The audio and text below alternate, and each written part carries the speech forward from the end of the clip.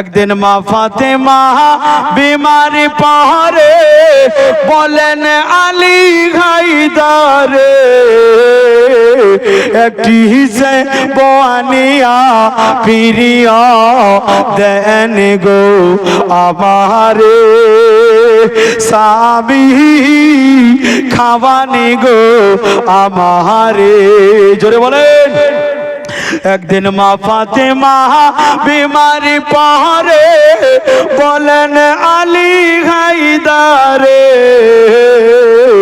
একটি হিসে বোয়ানিয়া প্রিয়া দেন গো আমারে সাবি খাওয়ানি গো আমারে ঘরে আছে চাদর আমার বিক্রি করেন বাজারেতে ঘরে আছে চাদর আমার বিক্রি করেন বাজারেতে সেই পয়সাটি দেব করি দে সেই পয়সাটি দেব করি দে এনে দিবেন গো আমারে সাবি খাওয়ানে গো আমারে জোরে বলেন সুবহানাল্লাহ। কোনদিন খিদমতে ডাকালে অবশ্যই মন ভরে ওয়াজ করব মা ফাতেমার জীবনী। এবার গজলটা শুনেন মহাব্বতে বলে দেন একবার সুবহানাল্লাহ।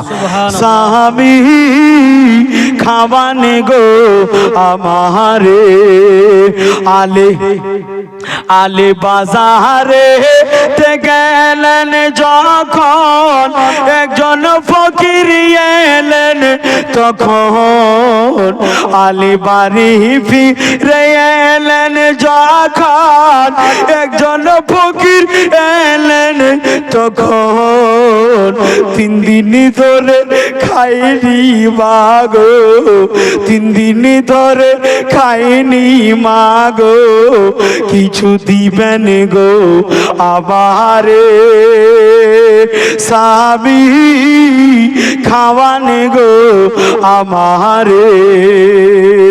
একদিন মা ফাতেমা বিমারি পাহাড়ে বলেন আলী হায়দারে একটি হিসে বোয়ানিয়া প্রিয় দেন গো আমারে সাবি খাওয়ানি গো আমারে। যেই নবী আজও আপন রোজাতে উম্মতি উম্মতি করতে আছে আজকে এই উম্মতির দৃশ্য দেখে আজকে এই উম্মতির কার্যকলাপ দেখে বলেন মা নিজের বুকের মধ্যে হাত রেখে বলেন যেই আমার দয়াল নবী মুস্তাফা নিজের বেটিকে বলেছিলেন ও বেটি একবার মওলা আলীকে না বলে নবীর দরবারে এসেছেন আমার নবী বলছেন ও বেটি ফাতেমা আজকে তুমি একা এসেছো আমার জামাই আলী কই হযরতে ফাতেমা বলছেন আব্বা জান আলী বাড়িতে নয় তাকে আমি বলে আসিনি। আমার নবী মুস্তাফা বললেন ও বেটি ফাতেমা যাও তুমি আলীকে সঙ্গে করে নিয়ে এসো। এ ফাতেমা তুমি কি ভাবছো যে তোমার আব্বা নবীদের সর্দার রয়েছে তার জন্য তোমার অন্তরে ভয় নাই? ও বেটি ফাতেমা শুনে নাও যতক্ষণ পর্যন্ত তোমার প্রতি তোমার স্বামী রাজি হবে না আমি মুস্তাফাও তোমার প্রতি রাজি হব না। নারে তাকবীর নারে তাকবীর নারে রিসালাত নারে রিসালাত হযরত আল্লামা মাওলানা কামালউদ্দিন সাহেব নারে তাকবীর নারে রিসালাত।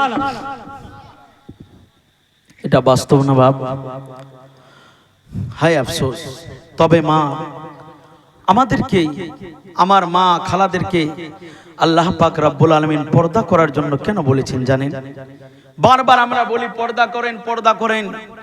যখন আপনাদের মাদ্রাসার মুফতি সাহেব আসবে তখন বলে বাপ রে বাপ মুফতি সাহেব ডাসে ঘুমটা দিয়ে দিই।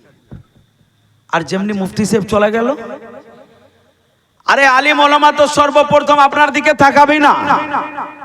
যাকে দেখে আপনি পর্দা করছেন তাকাবে না ঠিক আছে আদব, কিন্তু যে আপনাকে দেখে তাকাবে তাকে দেখে তো নিজের হায়া করুন, পর্দা করুন। মা ও জননী আপনি জানেন আম্মা ফাতেমা রাদিয়াল্লাহু তাআলা আনহার যখন ইন্তেকাল হয়েছিলেন না, আম্মা ফাতেমা বলেছিলেন নিজের স্বামী আলীকে, ও আলী, তুমি যখন আমার জানাজা বার করবে, দিনের বেলা বার করবে না, রাতের বেলা বার করবে। জোরে বলেন সুবহানাল্লাহ। কেন বলেছিলেন? ও জননী জানেন আপনাদের মতো কি মা ফাতেমা ছিলেন? আরে যেই মা ফাতেমার দোহাই দিলে, যেই মা ফাতেমার ওসিলা দিলে আল্লাহ দুয়া রদ করে না, কবুল করে না। এই জোরে বলেন। বেশক বেশক সুবহানাল্লাহ। ওই মা ফাতেমা নিজের স্বামীকে বলছে, ও আমার স্বামী, ও কলেজার টুকরা স্বামী গো, আমার যখন ইন্তেকাল হয়ে যাবে স্বামী, আমার হাত পা নাক চোখ কিছু কাজ করবে না, আপনি মদিনাওয়ালাকে জানাবেন না যে ফাতেমার ইন্তেকাল হয়েছে। কারণ যে নবীর বেটি ফাতেমা জীবনে কোনোদিন কোনো গায়ের পুরুষ তার একটা শরীরের লোম পর্যন্ত দেখেনি। স্বামী গো, যখন হাসান হুসেনের মায়ের ইন্তেকাল হয়ে যাবে, মৌলা আলীর স্ত্রীর যখন ইন্তেকাল হয়ে যাবে, স্বামী যেন অন্য জনার কাছে এই খবর না পৌঁছে যায়। তারা যদি শুনতে পায় তারা আমাকে দেখতে আসবে। স্বামী গো, জানি না আমি কোন অবস্থায় থাকবে আমার শরীর। আল্লাহ পাক রব্বুল আলামিন যদি কিয়ামতের দিন আমাকে জিজ্ঞাসা করে নাই, স্বামী, আমি উত্তর দিতে পারবো না। জোরে বলে। আমার মা বোনেরা কি করছেন, আপনারা কি করছেন একটু খেয়াল করুন। ও আমার মা খালারা, আরে ও মা ফাতেমা নবী যার সম্পর্কে বলেছে, ও জগতের উম্মতিরা শুনে নাও, যে আমার মা ফাতেমাকে ভালোবাসবে, কিয়ামতের দিন তারই জন্য আল্লাহর পক্ষ থেকে জান্নাতের দরওয়াজা খোলা হবে। নারে তাকবীর, নারে তাকবীর, নারে রিসালাত, নারে রিসালাত। মা, ওই মা ফাতেমার কানিজ হন।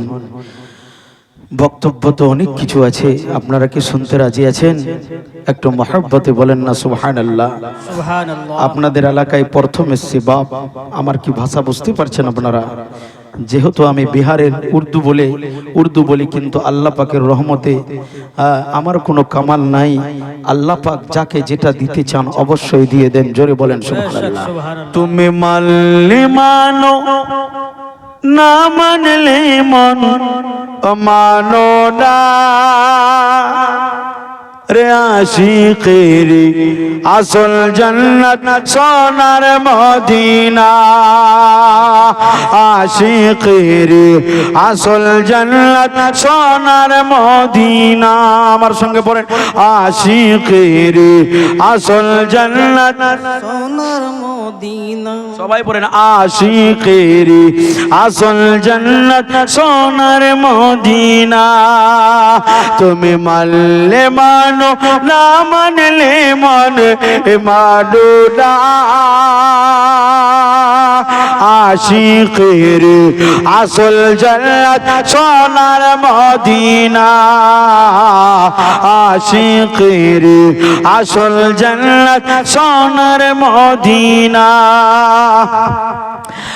আশিক হৃদয়ে যত ইশকেরি জ্বালা দূর করিতে পারে ওই মদিনাওয়ালা, আশিক হৃদয়ে যত ইশকেরি জ্বালা দূর করিতে পারে ওই মদিনাওয়ালা, দূর করিতে পারে ওই মদিনাওয়ালা।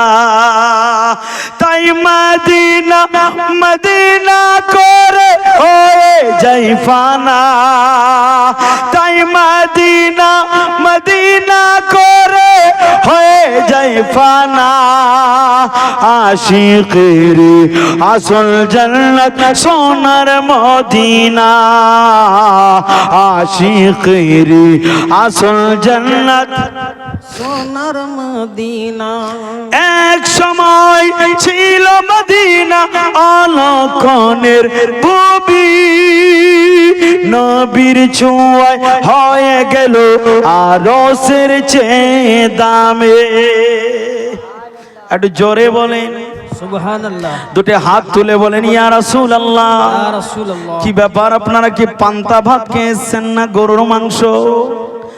গরুর মাংস তো তাজা তাজা পাচ্ছে না, একটু জোরে বলেন না ইয়া রাসূলুল্লাহ। ইয়া রাসূলুল্লাহ। ওই চাচা ঘুম পেয়েছে, কখনো হাতটা উপরে ধরছে, কেরাচের মতো ছেড়ে দিচ্ছে, এমন করলে তো হবে না। চাচা জান বাঁচা, আর একটু নবীর মহব্বতে বলে দেন না ইয়া রাসূলুল্লাহ। রাসূলুল্লাহ। এক সময় ছিল মদিনা আলাকানের ববি, নবীর ছোঁয়ায় হয়ে গেল আরশের চেয়ে দামি, নবীর ছোঁয়ায় হয়ে গেল আরশের চেয়ে দামি। তাই মদিনা মদিনা করে হয়ে যায় ফানা না না না না না, তাই মদিনা মদিনা করে হয়ে যায় ফানা। আশিকের আসল জান্নাত সোনার মদিনা, আশিকের আসল জান্নাত সোনার মদিনা। তুমি মানলে মানো, না মানলে মানো না, আশিকের আসল জান্নাত সোনার মদিনা, আশিকেরি। চলুন আপনাকে নিয়ে যায় একটু হযরতে বেলাল রাদিয়াল্লাহু তাআলা আনহুর দরবারে। ও বেলাল, নবীকে কেমন কঠোর ভালোবাসতেন। যখন বেলাল নবীকে দেখেনি, নবীকে বুঝতে পারেনি, যখন বেলাল রাদিয়াল্লাহু তাআলা আনহু নবীকে দেখে নিয়েছে, নবীকে জানে প্রাণে মানতে লেগেছে। ও মায়েরা জননীরা, ও আমার বাবাজি ভাইয়েরা গো, আপনাদের 500,000 টাকাও ভারী হয়ে যায়, কিন্তু যেই বেলাল রাদিয়াল্লাহু তাআলা আনহু নবীর জন্য যেন নিজের শরীরটাকে টুকরো টুকরো করে দিয়েছিলেন, নিজের শরীরটা থেকে রক্তের রক্তান্ত করে দিয়েছিলেন, ওই বেলাল নবীর কালমা পড়েছে। কেন পড়েছে? কারণ যে বেলাল জানে নবী যা বলে সবই সত্য বলেছে। সুবহানাল্লাহ সুবহানাল্লাহ। কারণ যে আল্লাহ পাক রব্বুল আলামিন নিজের প্রিয়তম নবীকে দুনিয়ার বুকে পাঠিয়েছেন মানুষকে হেদায়েতের রাস্তা দেখানোর জন্য, মানুষের কল্যাণময়ের জন্য। বেলাল নবীকে দেখেছি, নবীর কালমা পড়েছি। হযরতে বেলাল উমাইয়া বিন খালফ তার যেন কাজ কাম করত। হযরতে বেলাল নবীর আদর্শ দেখে, নবীর চরিত্র দেখে যেন নবীর প্রেমে মোহ হয়ে গেছে, নবীর প্রেমে পাগল হয়ে গেছে। বেলাল উঠতে বসতে নবীর নাম নাই, উঠতে বসতে নবীকে স্মরণ করে, উঠতে বসতে নবীর আদর্শকে ফলো করে। হযরতে বেলাল যেন সারাদিন নিজের মালিকের কাজ করে আর রাতের বেলা আল্লাহর ইবাদত করে। নবীর সাথে কিরকম প্রেম ভালোবাসা হয়েছে, আর ওই প্রেম ভালোবাসার এমন করে তাকে পরীক্ষা দিতে হবে বেলালেরও জানা নাই। এবার চলুন বন্ধুরে আমার, হযরতে বেলাল রাদিয়াল্লাহু তাআলা আনহু কোন দিনে ইসলামকে মেনেছে, কার কালমা পড়েছে বেলাল তো আগে জানতো না, কিন্তু যখন নবীকে দেখেছে, সমস্ত নবীর চরিত্রকে দেখেছে, বেলাল দিওয়ানা, নবীর প্রেমে পাগল। হযরতে বেলাল বলে কেমন করে প্রকাশ্য করা যায়। হযরতে বেলাল কর্ম করে, কাজ করে, মনে মনে নবীর নাম যেন জপতে আছে, ইয়া মুহাম্মদ বলতে আছে। এবার উমাইয়া বিন খালফের একজন গোলাম একদিন বেলালের কথাগুলি যেন কান লাগিয়ে শুনতে আছে। বেলাল রে, যেই নবীর দুশমন উমাইয়া বিন খালফ, ওই নবীর নাম যেন বেলালের জবানে, যেই নবীর দুশমন উমাইয়া বিন খালফ, তার মোহাব্বত যেন বেলালের অন্তরে। বেলাল বলতে লাগে উঠতে বসতে নবী নবী, চলতে ফিরতে নবী নবী। উমাইয়া বিন খালফের একজন যেন দাস, একজন গোলাম যেন শুনতে পেল, উমাইয়া বিন খালফকে গিয়ে বলে দিল, উমাইয়া বিন খালফ জানো নি তোমার যে বাহাদুর গোলাম রয়েছে, তোমার যে বাহাদুর পাহলওয়ান রয়েছে, সিপাহী রয়েছে, উমাইয়া সে তো মনে মনে নবী মুস্তাফার হয়ে গেছে। সুবহানাল্লাহ সুবহানাল্লাহ। যেই নবীকে উঠতে বসতে 24 ঘন্টা তার যেন তুমি যেন খারাপ কথা বলো, তার সম্পর্কে কুটো ভাষা বলো, ওই নবীর দিবানো তোমার গোলাম হয়ে গেছে। বেলালকে ডাকা হলো, বেলাল সত্য করে বলো তুমি কি ওই নবীর কালমা পড়েছো? এবার বেলাল বলতে লাগলো, ও উমাইয়া যখন তুমি জেনে নিয়েছো হ্যাঁ আমি ওই নবীর কলমা পড়েছি। উমাইয়া বলতে লাগলো, ও বেলাল রে, তোর বাবাও আমার গোলাম ছিল, তোর বাবাও যেন আমার দাস ছিল, তোর বাবা যেন আমার সঙ্গে যেন খুবই ভালোবাসতো, আমি তাকে যেন খুবই ভালোবাসতাম। 1 নম্বর গোলাম তোর বাবা ছিল। ও বেলাল জানোনি যার কারণে আমি তোমাকে নিয়েছি। বেলাল ছেড়ে দাও, ছেড়ে দাও, নবীর কলমা ছেড়ে দাও। এবার বেলাল বলতে লাগলো, উমাইয়া তুমি যদি আমার প্রাণ নাও, তুমি যদি আমার জীবন নাও, নবীর কলমা ছাড়বো না। একটু জোরে সুবহানাল্লাহ। আর একটু মহাব্বতে। হযরতে বেলাল বলতেছে যে তুমি যদি আমার প্রাণ নিয়ে নাও তবু আমি নবীর কালমা ছাড়ব না।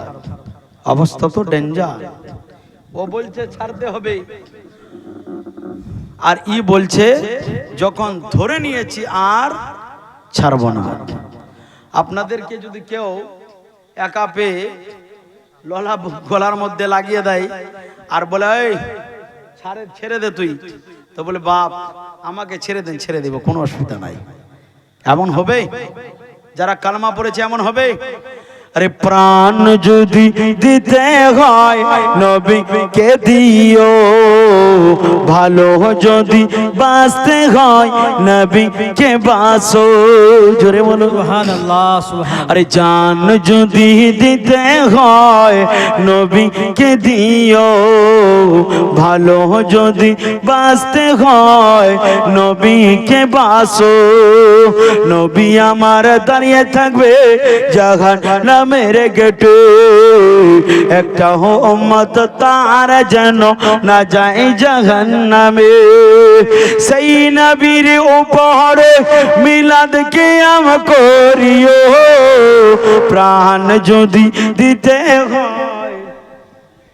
আর একটু জোরে নবীকে দিও, মোহন যদি তে হয় নবীকে দিও।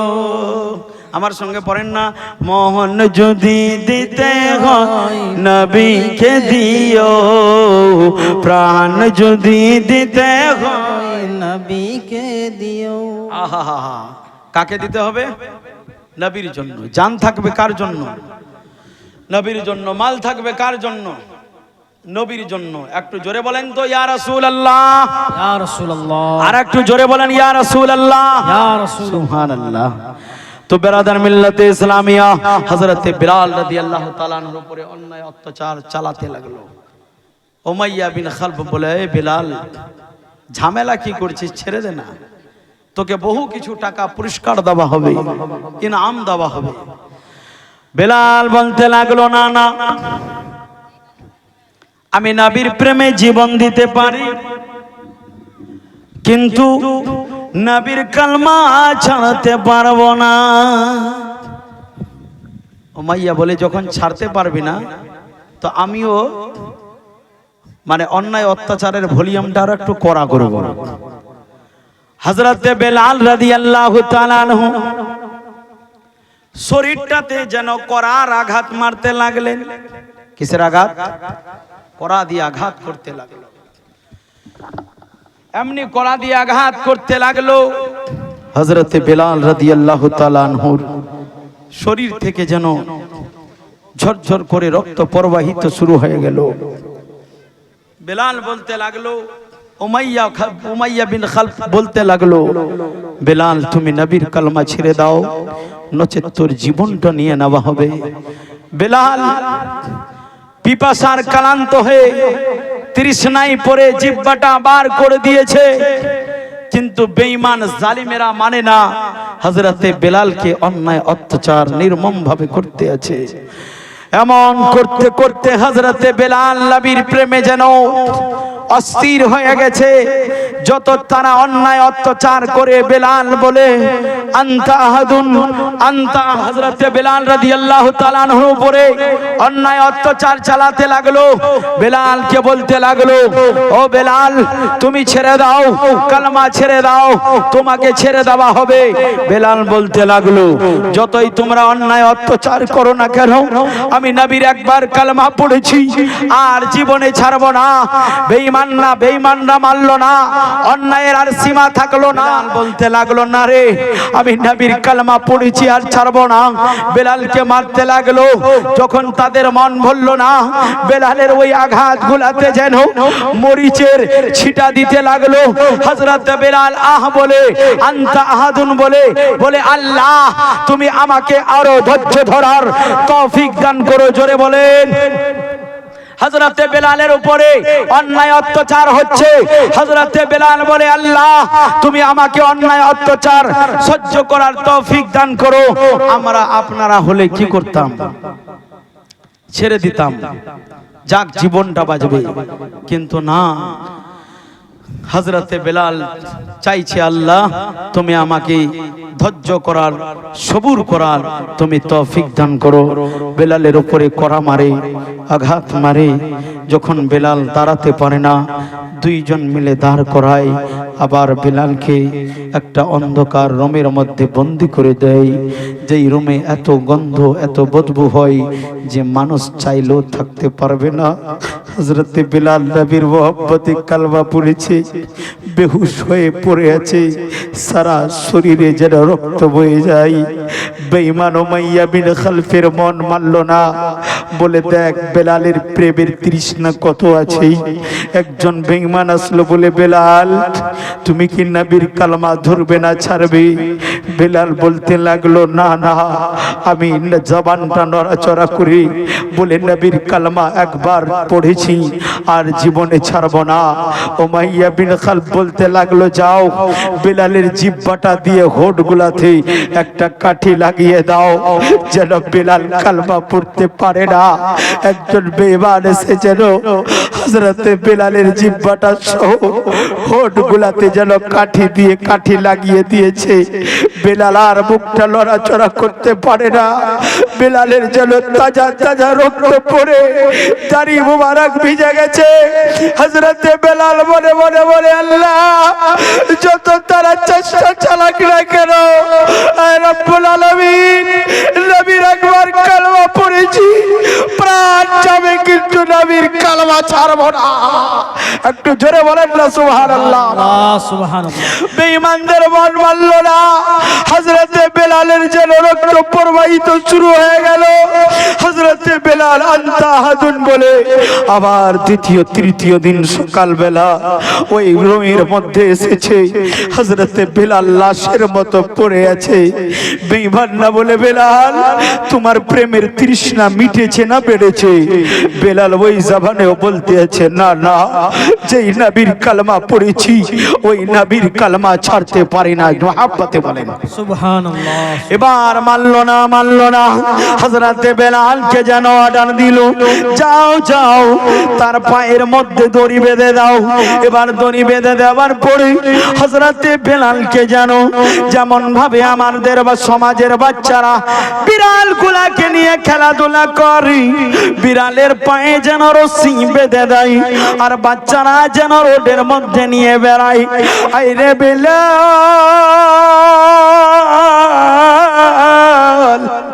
নবীর কালমা পড়েছি, পায়ের মধ্যে রশি বেঁধে দিয়েছি। দড়িখানা বেঁধে দেওয়ার পরে হযরতে বেলালকে যেন রোডের মধ্যে নিয়ে বেড়াই।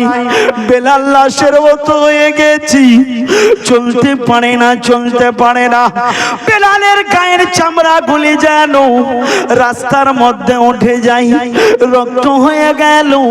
হযরতে বেলালকে এমন করতে করতে বেলালকে বলতে লাগলো, ইশ আল্লাহু আকবার কবীরা।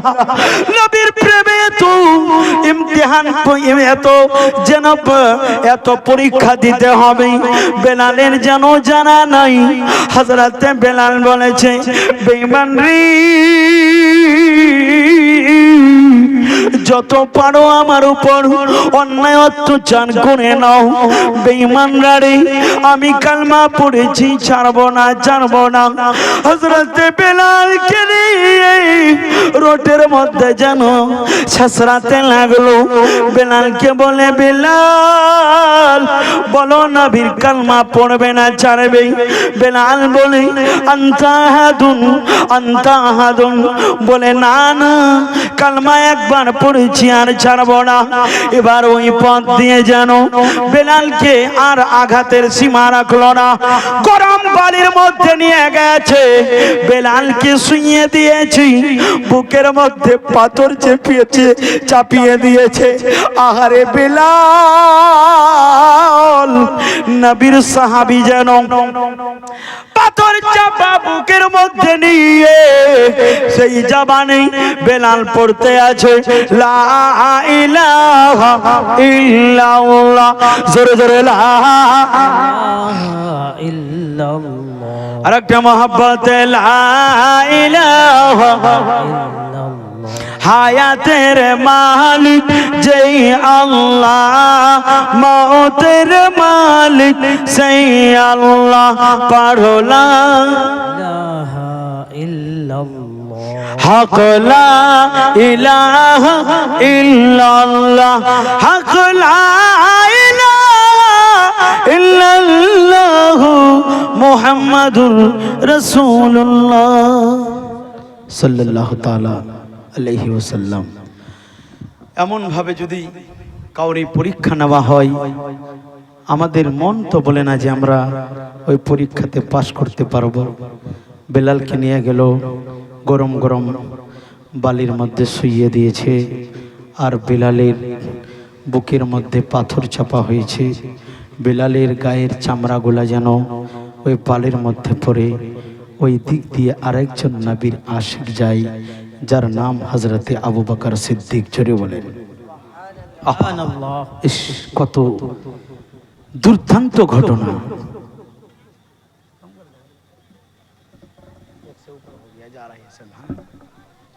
তো মায়েরা, আপনারা যাবেন না, দোয়া কিয়াম করে যাবেন, আর বেশিক্ষণ বলবো না। তো আপনারা একটু ধৈর্য ধরেন, আখেরি মুনাজাত নিয়ে যাবেন নাকি বাপ? যাক বেরাদারানি ইসলাম, তো হযরতে সিদ্দিক আকবর যেমনি দেখেছেন, হযরতে সিদ্দিক আকবরের দেখে অন্তরটা তার ফেটে গেল। হায় রে, এত নবীর মান্যওয়ালাদের উপরে অন্যায় অত্যাচার। হযরতে আবু বকর সিদ্দিক এগিয়ে গেলেন। আজকে শুনলেন না, কিশনগঞ্জের একটা মাওলানা হুজুর তাজুস শরিয়ার উরুসে গেছিলেন, যিনাকে আজহারি মিয়া বলে আখ্যায়িত মানুষরা চিনে, হয়তো আপনারা চিনেন কি চিনেন নাই। বরেলি শরীফে আমাদের পীর ও মুর্শিদ, ওনার উরুস থেকে আসার পর কিছু গুন্ডা শয়তানেরা তাকে শরীরের মধ্যে, ট্রেনের মধ্যে তাকে চতুর্দিক দিয়ে ঘিরে নিয়েছে, আর তাকে মারধর করতে আছে। আর যখন তাকে জিজ্ঞাসা করতে লাগলো, কেন মারছেন আমাকে, কেন মারছেন? বলছে তুমি চোর। উনি বলতে লাগলেন, আমি তো একজন আলিমে দ্বীন, একজন হাফিজে কোরআন, আমার তো কাজ হলো ইমামতি করা, মাদ্রাসায় পড়া, আমি কেন বা কাউরি চুরি করবো রে বাপ। এবার বলতে লাগলো, না না তুমি চুরি করেছ। বেঈমানরা তাকে মারতে লাগলো। মারের তারা সে নিজের স্ত্রীটাকে ফোন করেছে, বলে ও অর্ধাঙ্গিনী, দেখ আমি ট্রেনে আছি, এতগুলা লোক আছে, আমাকে কেউ আমার হেল্প করে না, কেউ আমার মদত করে না, দেখো না একটু কাউরি দ্বারাই ফোনটা করাও না, যে আমি উপকার আছি। একটু পরেই তার ফোনটা সুইচ অফ হয়ে গেল। দ্বিতীয় দিন সকালবেলা বেরেলি শরীফের স্টেশন, রেলওয়ে স্টেশনের কেন্টের কাছে তার লাশ পাওয়া গেল। বডিটা যেন মাটির মধ্যে মিশে গেছে, হাতটা যেন ব্যাকা হয়ে আছে, মাথাটা ভেঙে গেছে। ওই মৌলানার স্ত্রী কেবলমাত্র 2 বছর তার বিয়ে করার হয়েছে। আচ্ছা বলেন বাপ, তার স্ত্রীর মনটা ফাটবে না? এখনো কল রেকর্ডিংটা বাকি আছে। আরে মা বাবার মনটা কি বলবে? ও জননীরা গো, এই দুনিয়া যাদের জন্য, যার জন্য, যেটার জন্য গ্যারান্টি নাই সেটা হলো জিন্দেগি, তার জন্য আমরা নানা রকম দুনিয়াতে করি। আর যার জন্য গ্যারান্টি আছে, যার নাম হলো মৃত্যু, তার জন্য আমি কিছু করতে পারি না। ওই মৌলভী সাহেব তো চলে গেলেন, কিন্তু মানুষদেরকে বার্তা দিয়ে গেলেন। আজকে উনারই মতো উনাকে টার্গেট করা হয়েছিল। কেন জানেন? মাথায় টুপি আছে, মুখে দাঁড়িয়ে আছে বলেই বেঈমানরা শুনলো না, তার উপরে আক্রমণ করলো, আঘাত করলো। আজকে ওই ট্রেনে যদি ওনার মতো 25 জন ব্যক্তি টুপিওয়ালা থাকতো, 25 জন ব্যক্তি দাড়িওয়ালা থাকতো, কোনো বেঈমান শয়তানের সাহস হতো না যে তার উপরে আক্রমণ করি। জোরে বলে। কিন্তু আমরা কি করছি? আরো ভয়ে দাড়িগুলা ছিলে দিচ্ছি, মাথায় টুপি লাগিয়ে দিচ্ছি, টুপি নামিয়ে দিচ্ছি। এই মুসলমান বেরাদারিন ইসলাম, এমন অবস্থা করবেন না। যত পারেন নবীর সুন্নতের উপর আমল করেন। নবী বলেন, পৃথিবীর বুকে যে আমার একটি সুন্নতকে জীবিত করবে, তার নামে আমলে 100টা শহীদের সওয়াব লিপিবদ্ধ করা। কতটা? 100টা শহীদের সওয়াব লিপিবদ্ধ করা হবে। একটু মহব্বতে বলে দেন না সুবহানাল্লাহ। মায়ের মনে দুঃখ কেহ দিও না, মাহারালে মাঝি বন পাবে না। ছেলে মায়ের প্যারা, 2 নয়নের তারা, ছেলে মায়ের প্যারা, 2 নয়নের তারা। বড়গুলা যদি নাই গো মা, এটা বাচ্চাগুলা দিয়ে দেন না। ছেলে মায়ের প্যারা, ছেলে মায়ের প্যারা, 2 নয়নের তারা। ছেলের ব্যথা মা সহিতে পারে না, মাহারালে মাঝি বন পাবে না। মায়ের মন দুঃখ কেহ দিও না,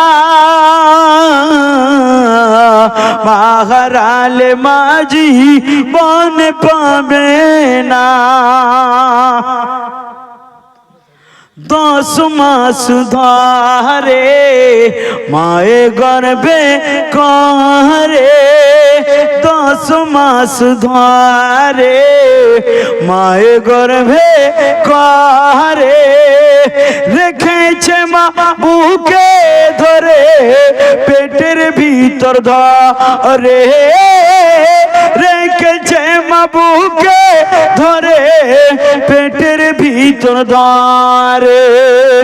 সেই মায়ের যন্ত্রণা ছেলেরা বুঝে না, সেই মায়ের যন্ত্রণা ছেলেরা বুঝে না। ওই মাকে কষ্ট কেহ দিও না, মাহারালে মাঝি বন পাবে না। মায়ের মনে দুঃখ কেহ দিও না, মাহারালে মাঝি বন পাবে না। আর একটু জোরে বলেন, আর একটু আস্তে করে বলেন। বাহ, কি কম্পিউটার সেটিং করেছেন! জোরে বললে আস্তে হয়, আর আস্তে বললে জোরে হয়। আর একটু জোরে জোরে বলেন সুবহানাল্লাহ। আর একটু আস্তে। এবার ফের কমিয়ে দিল ভোল্টেজটা। জি, দায় হালে মার দুগ্ধ পান কর নবী দো জাহান। হালে মাকে বলে ক্ষমা করো গো আম্মা জাহান। হালে মাকে বলে ক্ষমা করো গো আম্মা জান। এক ফোঁটা দুধের শোধ হবে না কোনো দিন। এক ফোঁটা দুধের শোধ হবে না কোনো দিন। ওই মাকে কষ্ট কেহ দিও না। মাহারালে মাঝি বন পাবে না। মায়ের মনে দুঃখ কেহ দিও না। মাহারালে মাঝি বনে পাবে না। পাবে পাবে পাবে এই না। তো মহব্বতে বলেন সুবহানাল্লাহ। আল্লাহ তাবারক ওয়া তাআলা আমাদেরকে সবাইকে যেন আমল করার তৌফিক দান করুক। সবে বলি আমিন। আর একটু মহব্বতে বলেন আমিন। আমিন। এতক্ষণ ধরে যাহা কিছু আমি আলাপ আলোচনা করলাম হাদিস ও কোরআন থেকে, বলার মধ্যে যদি সারান কোনো ত্রুটি হয়ে যায়, আপনাদের শোনার যদি কোনো ভুল হয়ে যায়, সকলে মিলে তওবা পড়ি। তওবার দরজা খোলা। আর আল্লাহ পাক তওবাকারীকে পছন্দ করে, জোরে বলেন। তো বেরাদার মিল্লাতে ইসলামিয়া কি বলছেন, একটু সকলে মিলে তওবা পড়ি। আস্তাগফিরুল্লাহ রাব্বি মিন কুল্লি জামবি ওয়া আতুবু ইলাইহি। ঈমানটাকে তাজা করার জন্য পড়েন কালমায়ে তাইয়্যিব লা ইলাহা ইল্লাল্লাহু মুহাম্মাদুর রাসূলুল্লাহ সাল্লাল্লাহু তাআলা আলাইহি ওয়াসাল্লাম। সকলে দাঁড়িয়ে যান। ইয়া নাবি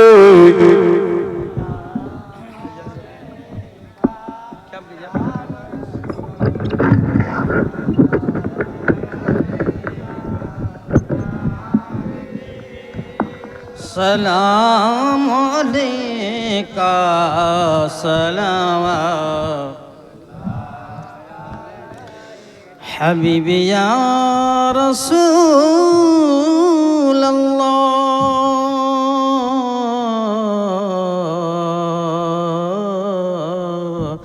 मुस्तफ़ा खैरुल वरा हो।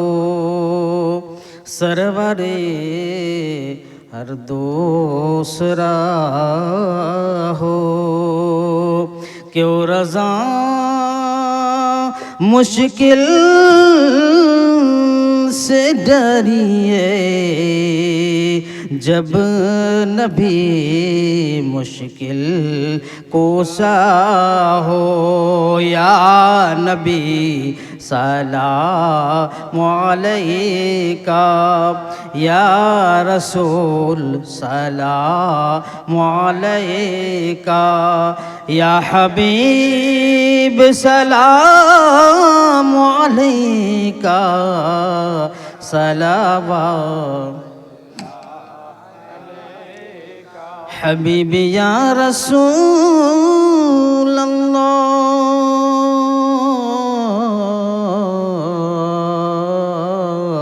सूरते ज़िबा दिखा दो।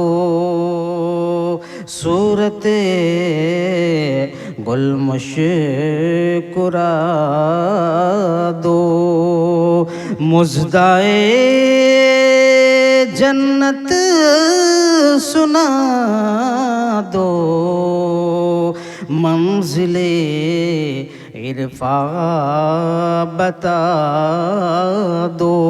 या नबी सलाम अलैका या रसूल सलाम अलैका या हबीब सलाम अलैका सलावतुल्लाह عليك الصلاة والسلام عليك يا رسول الله الصلاة والسلام عليك يا حبيب الله الصلاة والسلام عليك يا نبي الله وعلى آلك وصحابك يا شفيعنا يوم الجزاء بلغ العلا بكماله كشف الدجى بجماله حسنت جميع خصاله صلوا عليه وآله صلى الله تعالى عليه সকলে وسلم মিলে হাত তুলুন আল্লাহুম্মা আমিন আল্লাহুম্মা সাল্লি আলা সাইয়্যিদিনা ওয়া মাওলানা মুহাম্মাদিন বারিক ওয়া সাল্লিম সাল্লু আলাইহি সালাতুম ওয়া সালামান আলাইকা ইয়া রাসূলুল্লাহ সাল্লাল্লাহু তাআলা আলাইহি ওয়া সাল্লাম ইয়া রাব্বুল আলামিন মাওলা সন্ধ্যা থেকে নিয়ে এখনো অবধি তোমার এবং তোমার নবীর আলাপ আলোচনা করা হয়েছে মাবুদ বলতে বলাতে শুনতে শোনাতে কোনো যদি ত্রুটি হয়ে যায় মাবুদ গো সমস্ত ত্রুটিগুলা ক্ষমা করে আল্লাহ এই মাহফিলকে তুমি নিজের দরবারে কবুল করে নাও আয় রব্বুল আলামিন মালিক ও মাওলা আজকে যারা যে ওয়াজ করেছে কোরআনের তেলাওয়াত করেছে আল্লাহ সবাইকে তুমি নিজের দরবারে কবুল করে নাও আয় রব্বুল আলামিন আমাদের সকলের জীবনের ছোট বড় গুনাহগুলি মাফ করে দিন এই রব্বুল আলামিন এই গ্রামবাসী এলাকাবাসী বহু কষ্ট করে এই জালসার আয়োজন করেছে আল্লাহ মাবুদ গো প্রত্যেকের পরিশ্রমকে তুমি কবুল করে নাও প্রত্যেকের দান সামগ্রীকে কবুল করে নাও আয় রব্বুল আলামিন কেউ নিজের মায়ের নামে দান করেছে কেউ নিজের বাবার নামে দান করেছে আত্মীয় স্বজন পাড়া প্রতিবেশী খানদানবাসী মই মুরব্বী তাদের জন্য দান করেছে আল্লাহ প্রত্যেকের দান সামগ্রীগুলা কবুল করে নাও একজন হাজী সাহেব নিজের স্ত্রীর জন্য 15,000 টাকা দান করেছে মারহুমা মালিকা খাতুনের জন্য 15,000 টাকা দান করেছে মাবুদ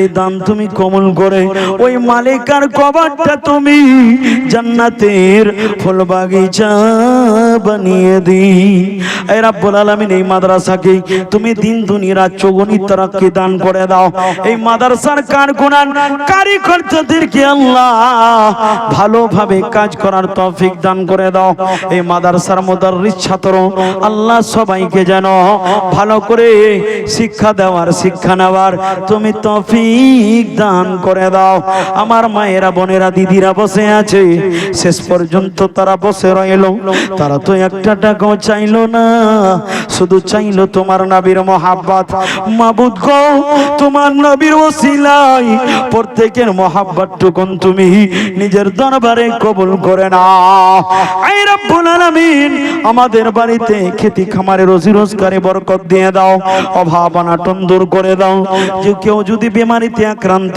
হয় মাবুদ বিমারি থেকে তুমি পরিত্রাণ দান করে দাও হে রব্বুল আলামিন কেউ যদি ঋণের মধ্যে আক্রান্ত রব্বুল আলামিন গায়েব থেকে তাকে ঋণ পরিশোধ করার চেষ্টা করে দাও আল্লাহ গো গরিব ঘরের কন্যার মেয়েদের বিয়ে হয় না রব্বুল আলামিন গায়েব থেকে তুমি বিয়ের ব্যবস্থা করে দাও হে রব্বুল আলামিন এই মাহফিল থেকে যারা যেখানে যাবে আল্লাহ গো সহি সালামতে পৌঁছাইয়া দাও আল্লাহ সবাইকে 5 ওয়াক্তের নামাজের তৌফিক দান করে দাও কোরআনের তেলাওয়াত ঘরে ঘরে তুমি দিয়ে দাও ইসলামের বাতি জ্বালিয়ে দাও সুন্নতে রাসূলুল্লাহর উপরে আমল করার তৌফিক দান করে দাও আমাদের বুক থেকে হিংসা গিলানি দূর করে আল্লাহ তুমি নিজের নবীর মোহাব্বতের মদিনা বানাইয়া দাও ইয়া ইলাহি अगर तू करम करे वो बात ज़बां पे दे जो दिलों को असर करे। खुदाया बहक़ बनी फातिमा के बर कौले माँ कुनम खातमा, अगर दावत मरद कूनी वर कबूल मनो दस्त दामाने आले रसूल। व सल्लल्लाहु तआला अला खैर खल्क़िही व नूर अर्शिही मुहम्मदिय्युं व आलिही व अस्हाबिही अजमाइन बिरहमतिका या अरहमर राहिमीन। आमीन बहक़ ला इलाहा इल्लल्लाहु मुहम्मदुर रसूलुल्लाह। अस्सलामु अलैकुम व रहमतुल्लाह।